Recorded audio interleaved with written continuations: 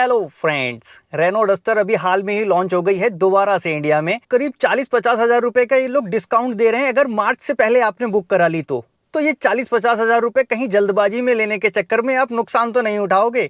Actual में गाड़ी सस्ती है या महंगी है ये तभी पता लगता है कि गाड़ी कितने पैसों में और क्या ऑफर कर रही है, इंजन कैसा है गाड़ी का, और गाड़ी का इंजन लॉन्ग टर्म में क्या परफॉर्म करेगा, मेंटेनेंस क्या निकालेगा, फ्यूचर क्या होगा इस इंजन का इस डस्टर के साथ। आज की वीडियो में सारी चीजें एक्सप्लेन करूंगा। 40 हजार रुपए बचाने के चक्कर में नुकसान मत उठा लेना और किन लोगों को ये गाड़ी अवॉइड करनी चाहिए आज की वीडियो में क्लियर हो जाएगा। तो चलो बिना देरी किए वीडियो स्टार्ट करते हैं। रेनो की गाड़ियां इंडियन मार्केट में ज्यादा पसंद की जाती हैं, किस वजह से? ये सबसे बड़ा रीजन, कम पैसे में ज्यादा चीजें मिलती हैं। भले आप क्विड को उठा लो, ट्राइबर को उठा लो, काइगर को उठा लो, भले ही निसान की भी कोई गाड़ी उठा लो, कम पैसों में ज्यादा चीजें ऑफर करती हैं। जितने बजट के आप गाड़ी ले रहे हो उतने में ही आप रेनो की गाड़ी लेते हो, एक सेगमेंट अप जा सकते हो। ये 100% सच है। लेकिन इस डस्टर के साथ थोड़ा सा कुछ अलग है। देखो, पहली चीज, इस डस्टर में एक तो 1 लीटर का इंजन आता है टर्बोचार्ज पेट्रोल इंजन। दूसरा इस गाड़ी में आता है 1.3 लीटर का turbocharge petrol engine.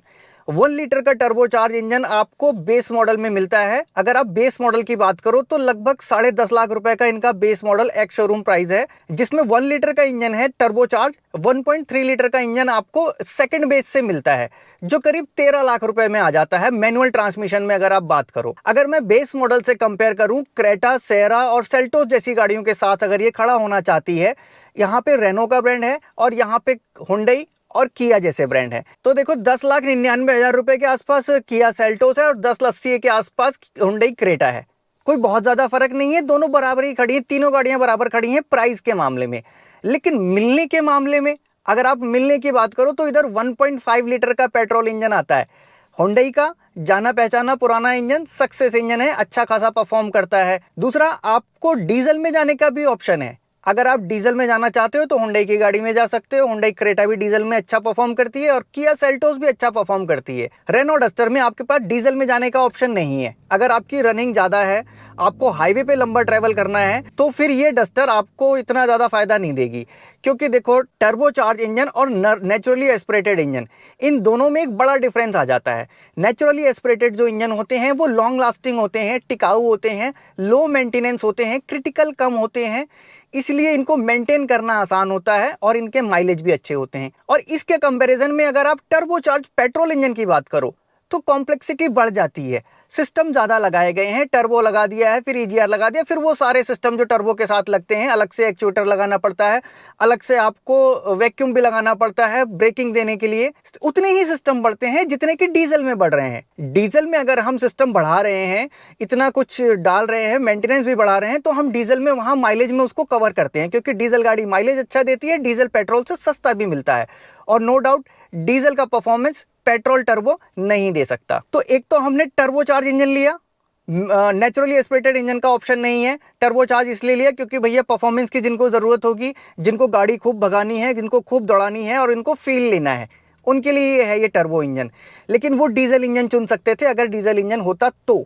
Diesel engine नहीं है, उतने ही प्राइस में खड़ी है ये रेनो की गाड़ी है, हुंडई की और किया की। इनकी पार्ट्स की क्वालिटी अप होती है, ड्यूरेबिलिटी भी ज्यादा होती है, ये लॉन्ग लास्टिंग होते हैं। रेनो डस्टर पहले से ही जबरदस्त इसका रुतबा है। लेकिन अगर ध्यान दो आप तो रुतबा किसका है? रेनो डस्टर डीजल इंजन जो फील देती थी वो फील अब नहीं है, वो आपको टर्बो पेट्रोल में दिया जा रहा है। 1.3 लीटर का आपको जो पेट्रोल इंजन मिल रहा है वो आपको सेकंड बेस से मिल रहा है, जो कि करीब 13 लाख रुपए के आसपास स्टार्टिंग हो रही है। तो आपको 13 लाख रुपए से कम में आपको डीजल इंजन आपको किया का मिल जाता है, हुंडई का मिल जाता है। तो इस हिसाब से सस्ती नहीं रही गाड़ी। ये पहली चीज क्लियर कर दूं, रेनो की गाड़ियां सस्ती होने की वजह से बिकती हैं, लेकिन इस बार थोड़ा सा गेम उल्टा है। रेनो की ये गाड़ी थोड़ी सी मुझे महंगी लग रही है।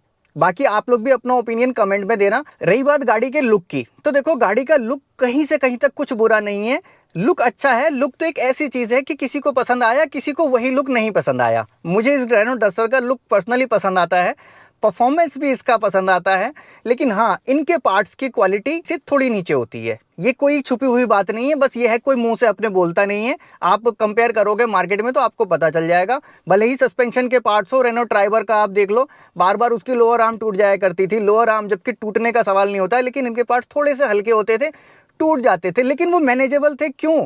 पैसे भी तो कम दिए थे ना, हमने सस्ती ली थी, तो हमें कोई इतना रिग्रेट नहीं होता। ठीक है यार, दूसरी बनवा ली, दूसरा नया डलवा लिया, कम पैसे में हमने बड़ी गाड़ी ली थी।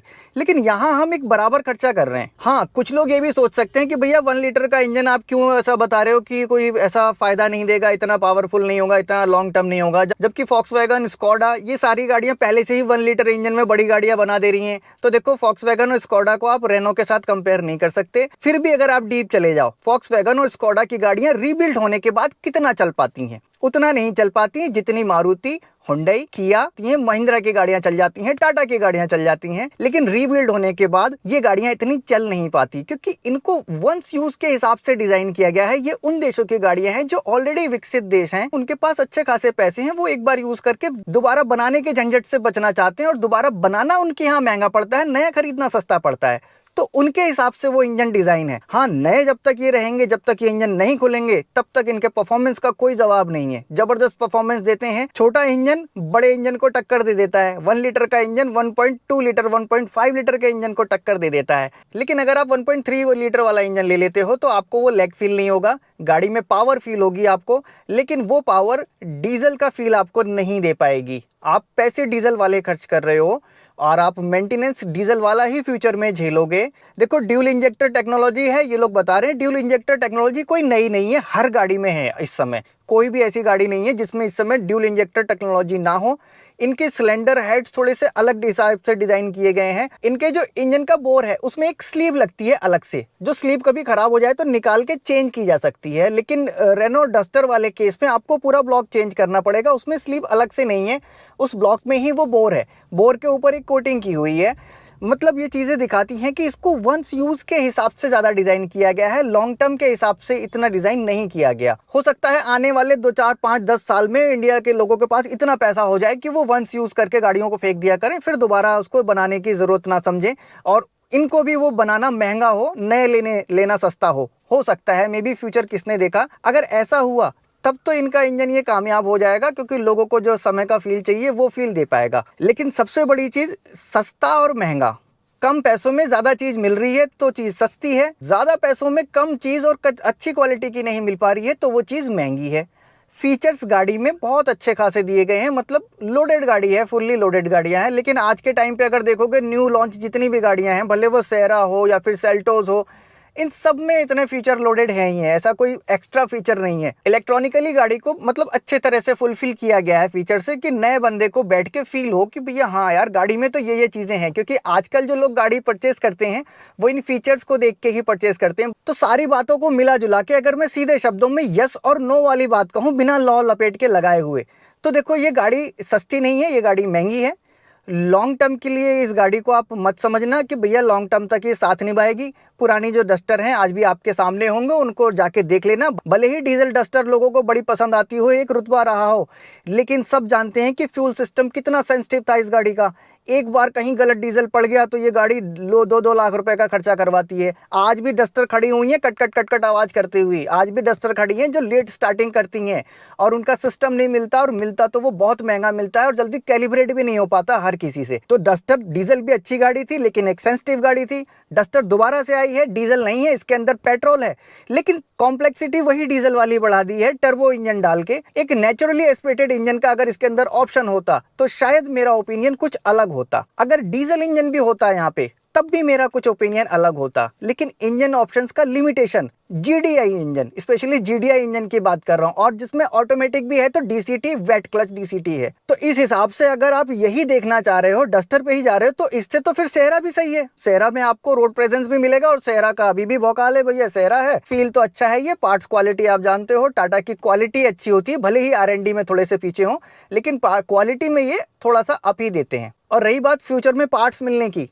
तो रेनो के पार्ट्स तो अभी भी जल्दी अवेलेबल नहीं होते। हाँ, जो गाड़ियां इंजन आपस में शेयर करती हैं उनके आफ्टर मार्केट जो पार्ट्स हैं वो धीरे धीरे मार्केट में आ जाते हैं। फिलहाल जो गाड़ी ले रहे हैं उनके लिए ये प्रॉब्लम रहेगी कि जब तक उनकी गाड़ी पुरानी होगी या कभी ऐसा कुछ काम मांगेगी तो यूज्ड पार्ट्स का उनके पास ऑप्शन नहीं होगा। सीधी बात यह है कि स्पेयर पार्ट में भी थोड़ी सी इसमें दिक्कत आएगी। बाकी आपका क्या मानना है नीचे कमेंट बॉक्स में लिख देना, और इसके बाद जब गाड़ी मार्केट में आ जाएगी तब मैं इसका इंजन रिव्यू भी आपके लिए बनाऊंगा, इसको कंपेयर भी करूंगा दूसरी गाड़ी के साथ। और अब वाली ये डस्टर में इन्होंने पार्ट्स की क्वालिटी क्या रखी है वो सारी चीजें भी आपसे आने वाली वीडियो में मैं जरूर शेयर करूंगा। वीडियो ये अगर अच्छी लगी होगी तो प्लीज लाइक कर देना, प्लीज चैनल को सब्सक्राइब कर लेना। इस तरह के अनबाइस्ड ओरिजिनल वीडियो बनाने के लिए जरूरी है कि आप लोग चैनल को सब्सक्राइब करो और मेरी ताकत को बढ़ाओ।